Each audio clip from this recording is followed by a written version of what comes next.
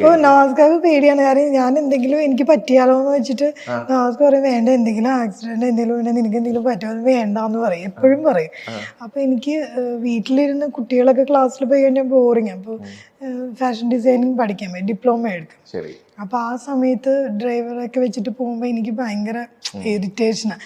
കാര്യം നമുക്കൊരു പ്രൈവസി ഇല്ലാത്ത പോലെ, നമ്മൾ വണ്ടി എടുത്ത് പോകുമ്പോൾ നമുക്ക് ഇഷ്ടമുള്ള പോലെ പാർക്ക് ചെയ്ത് പോരാ.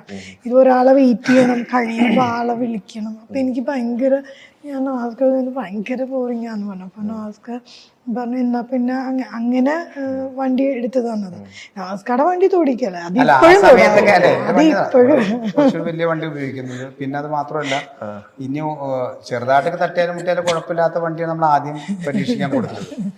രണ്ടാമത് ഞാൻ പറഞ്ഞൊരു കാര്യം എന്ന് പറഞ്ഞാൽ, നമ്മളൊന്ന് ഒരു മൈൻഡ് ഫ്രീ ആകാന്നൊരു സംഭവമുണ്ട്.